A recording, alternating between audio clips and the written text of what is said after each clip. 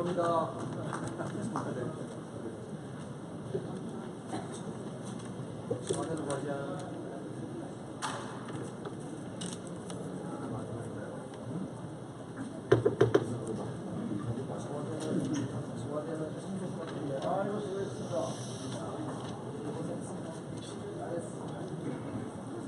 자, 시작할까요?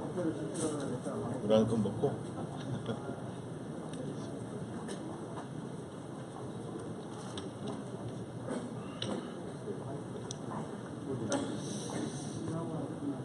네. 마이크 좀.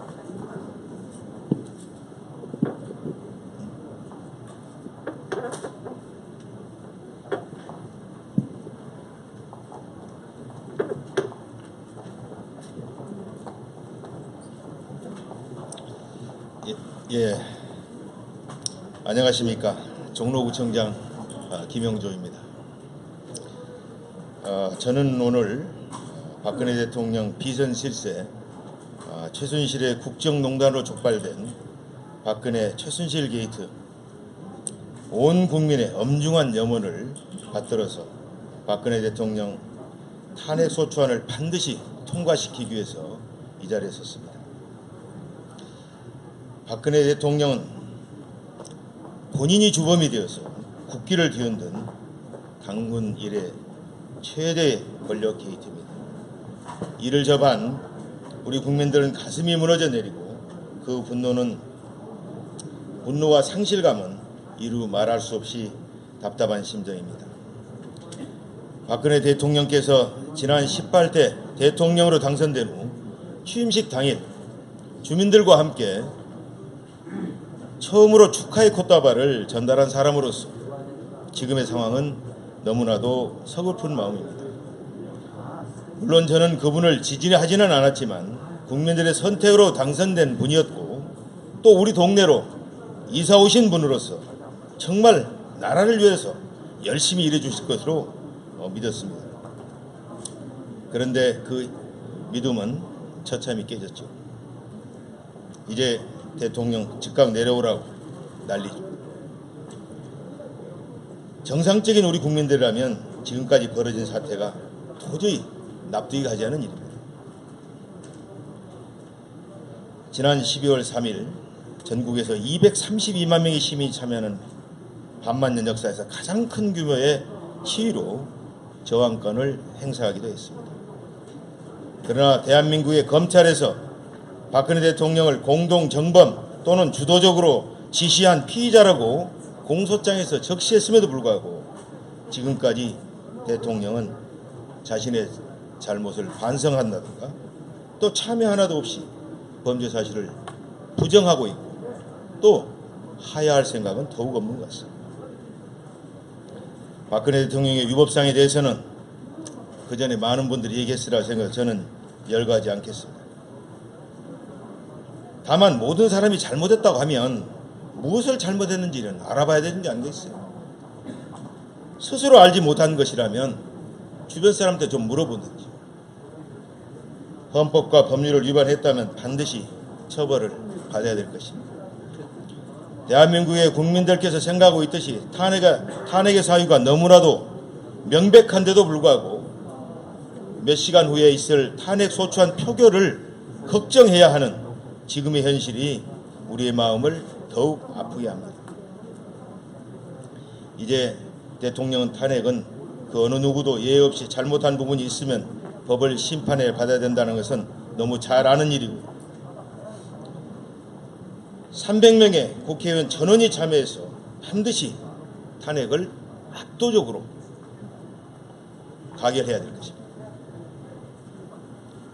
대통령은 물론 구청장인 저를 비롯한 모든 정치인은 국민의 머슴이자 국민의 일을 대신하는 대리인입니다.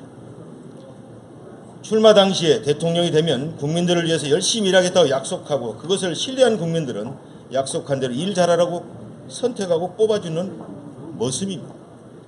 머슴은 주인이 국민들을 위해서 일해야 합니다. 일을 잘하면 주인은 국민들로부터 칭찬받을 것이고 제대로 일을 잘 못하면 꾸중을 듣는 것은 물론이고 그만하라고 하면 그만두고 내려와야 되는 것입니다. 그게 머슴이죠. 대통령은 큰 머슴, 상머슴이라고 한다면 자치단체장은 아마 중머슴 정도라고 할 수 있을 겁니다.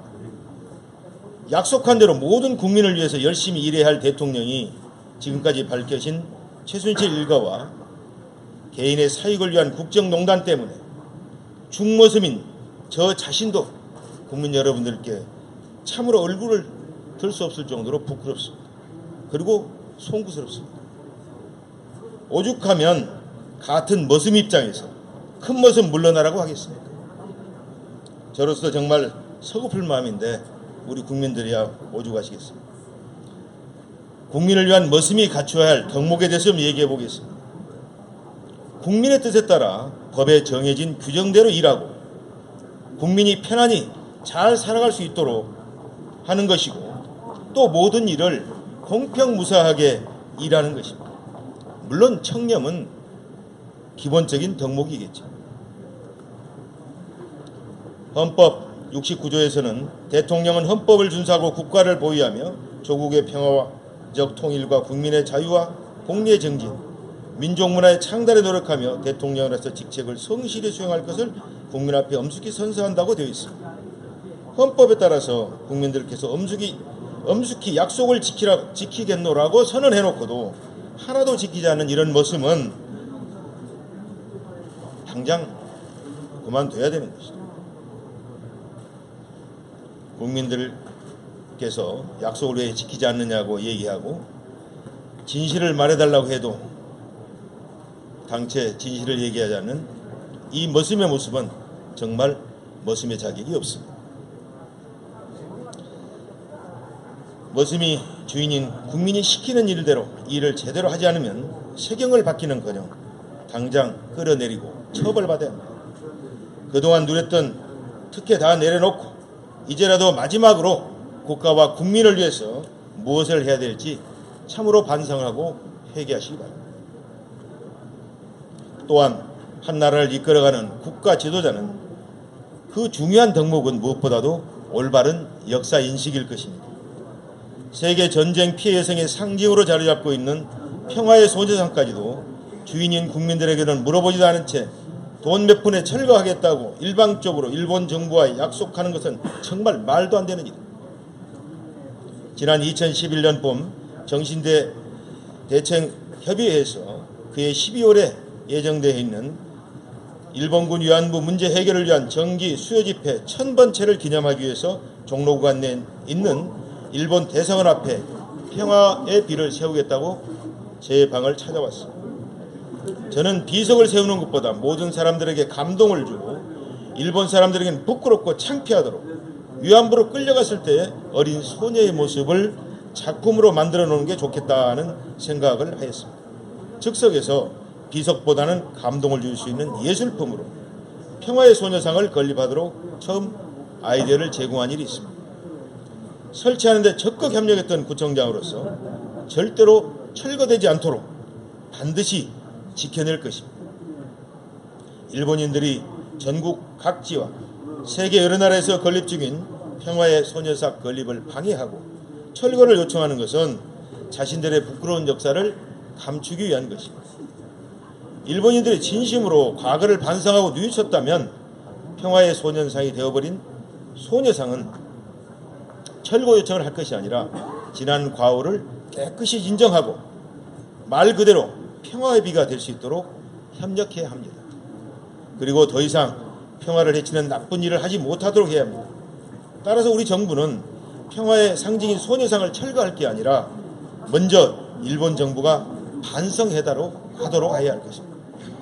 그럼에도 불구하고 박근혜 정부의 굴욕적인 위안부 협상의 끝은 결국 소녀상 철거일 것입니다. 위안부 할머니들의 눈물을 닦아줘야 할 정부가 오히려 소녀상을 철거로 할머니들과 국민들에게 피눈물을 흘리게 하고 있습니다. 오늘은 마치 12월 8일 저 남해에 살아계시던 할머니 한 분이 돌아가셔서 장례를 치르는 날입니다. 이제 할머니들이 살아계신 분들이 39분이 남아있다고 합니다. 이 박수기 할머니는 작년 8월 달에 남해 군에서 조개 캐러 가는 모습을 소녀상회로 만들어서 수기공원이라고 해서 만들어놨다고 합니다. 그분이 오늘 돌아가셨습니다. 다시 한번 역사를 돌아볼 수 있는 그런 날인 것 같기도 합니다. 일본 정부가 공식 사과가 전제되지 않은 어떠한 조치들도 우리는 받아들일 수 없습니다. 역사 교과서 국정화 문제도 마찬가지입니다. 국민의 뜻에 따라 우리의 건강한 미래 세대를 위해서 역사 교과서를 제대로 똑바로 만들어 주시기 바랍니다. 최근에 저희 종로구에는 평소보다 많은 시민들이 찾아오고 있습니다. 그분들은 그냥 관광이나 방문 목적으로 오시는 게 아니라 대통령을 탄핵하라며 가족과 함께 촛불을 들고 시위에 참여하는 분들입니다. 100만 명이 넘는 시민이 찾아오는 대규모의 큰 광장을 관할하는 구청장으로서 솔직히 염려되는 부분도 많았습니다. 혹시라도 참여하신 시민들께서 다치시는 안전사고가 발생하지 않을까, 또 참여하신 시민들을 위한 화장실을 어떻게 준비하고 개방해야 할까, 버려진 쓰레기들은 어떻게 치워야 할까, 화단, 공공시설이 훼손되는 것을 어떻게 하면 최소화할까, 별의별 걱정을 다 하게 되면서 대한민국은 물론 우리 종로구를 위해서도 일 잘해주시라고 박근혜 대통령께 꽃다발을 전달했던 때가 다시금 생각나기도 합니다. 지난 11월 5일 20만 명이 참여한 2차 촛불 집회 때는 참여 예상 시민의 숫자로 보아서 별다른 걱정은 하지 않았습니다. 하지만 지난 11월 12일 3차 촛불 집회 광화문 일대에 100만 명 이상이 모일 거라는 소식을 듣고 정말 걱정이 많았습니다. 그러나 1, 2차 집회 시에 시민들의 질서를 너무나 잘 지켜주시고 시위 또한 평화적으로 진행되는 것을 보고 저는 희망을 갖고 위대한 우리 국민들의 성숙한 시민의식을 믿었습니다. 네, 고맙습니다. 그래서 쓰레기 수거 문제에 있어서 우리 종로구가 전담해서 치우기보다는 시민들에게 직접 협조를 얻어 수거하는 방식으로 전환해 보았습니다. 예상대로 많은 효과가 있었습니다. 11월 15일 20만 명이 모인 2차 촛불 집회 시에 18톤의 쓰레기를 수거했는데 무려 87명의 작업 인력을 투입해서 300만 원 정도의 처리 비용이 들어갔습니다. 11월 12일 3차 촛불 집회에 100만 명 이상의 시민이 모일 수 있다는 얘기를 듣고 1,500여 장의 쓰레기 봉투를 군중들 사이에서 시민들에게 무료로 나눠주고 그 봉투에 쓰레기를 좀 담아주십사 하는 부탁을 드렸습니다. 집회에 참여한 시민들은 호응은 좋았고 협조도 잘 이루어졌습니다. 100만 명이 모인 곳에 쓰레기는 없고 낙엽만 쌓였다라는 어느 언론사의 기사와 같이 광화문 일대 시위 현장 바닥에는 버려진 쓰레기는 거의 찾아볼 수가 없었습니다. 그날 우리 종로구에서 수거한 쓰레기 양은 90톤이 되었지만 시민들의 협조에 힘입어서 작업인력 35명밖에 투입하지 않았습니다. 또한 다음날 아침까지 수거할 필요 없이 일찍 청소할 수 있었습니다. 시민들이 보여주신 시민의식은 말 그대로 감동이었습니다. 100만 명이 넘는 대규모 집회가 이렇게 깔끔하게 진행되는 것을 보고 집회가 잦은 저희 종로구의 구청장으로서는 정말 감동이었습니다. 쓰레기를 버리지 않고 자진해서 수거해야겠다는 시민의식은 결국 평화적인 시위까지 연결된 것이 아닌가 생각해 보기도 합니다.